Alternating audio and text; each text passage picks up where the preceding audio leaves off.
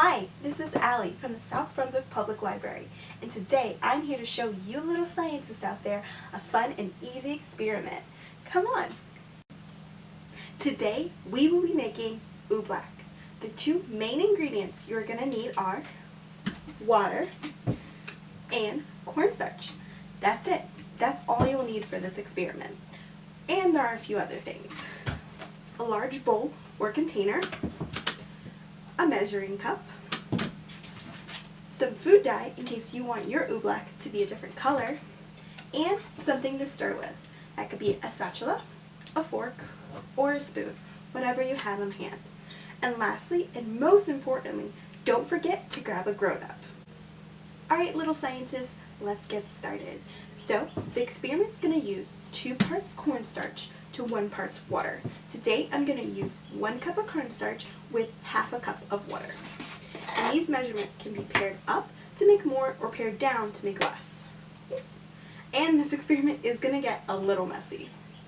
So we're just going to measure out 1 cup of cornstarch. Yep, that's about it. Do half a cup of water. Let's see. There we go. Half a cup.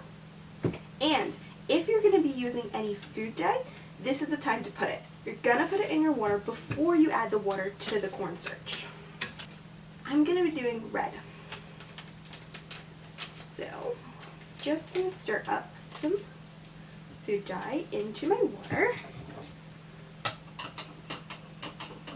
So it's nice and red. Might even add a little bit more, because I want my oobleck to be really bright.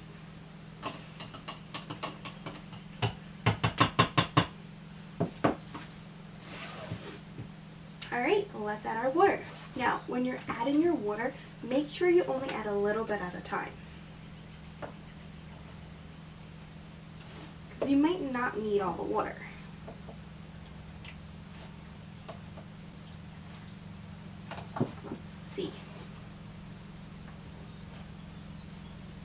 It's getting ooblecky.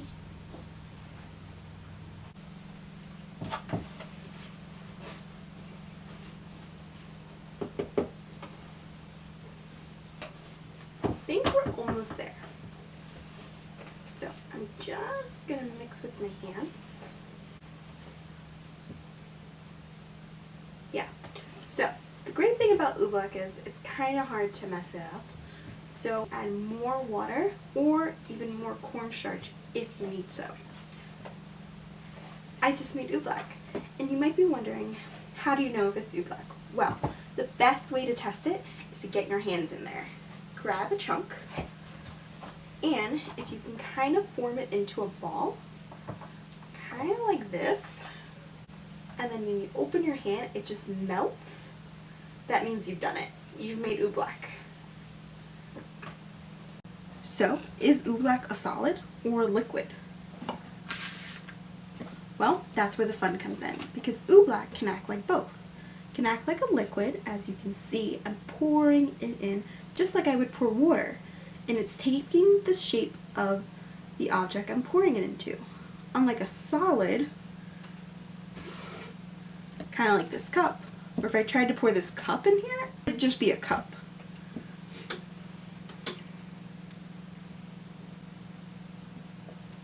So when you apply pressure to the oobleck, like tapping on it with a spoon, pushing onto it, or pressing on it quickly, it feels like a solid.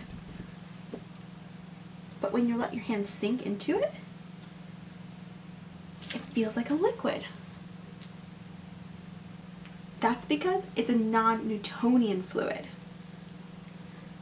So because the liquid's viscosity, its thickness, or its flow changes depending on the kind of pressure you apply, that's what makes it a non-Newtonian fluid. Made the oobleck comes the best part, playing with it. Now, it does get very messy, so just be careful wherever you're playing. And experiment with it.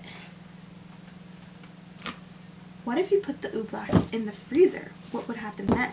Because remember, little scientists, this is a non-Newtonian fluid. It's not a liquid or a solid, but it can act like both. What if we grabbed a bunch and formed it into a ball? Let's see. It is forming into a ball quite nicely. But then we open our hands and it's back to a liquid. The last part of the experiment is cleaning all this up. Now, what's great about Oobleck is even though it's super messy, it's really easy to clean up. All you have to do is wait for this stuff to dry and it turns into a powder. Because remember, it's made out of cornstarch. Now, I let my Oobleck out for a few days. And as you can see, it's all dried up. So you can easily vacuum it up, sweep it up, or just swipe it up with a paper towel. When you're all done with your Oobleck, do not throw it down the sink. It can clog up your sink. So just throw it in the trash. And when you're washing off your spoons and your bowls, just try to wait for it to dry a little and then scrape off any of the Oobleck, and then whatever's left, wash up with some water. It's already turning into a powder on my hands, easily scraped off and then washed off with some warm water. If you want your Oobleck to have multiple colors, just drip in, make 2 separate colored Ooblecks, and then just drip in a little bit of the other one, of the other color. That way, you can get kind of like a tie-dyed effect with yours, and they won't be too muddled.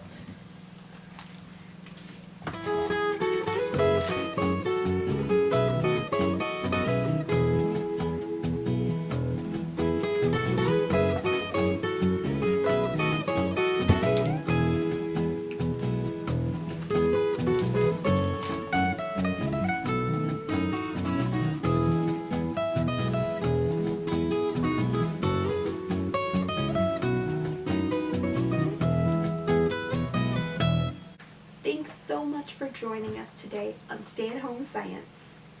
Until next time, bye!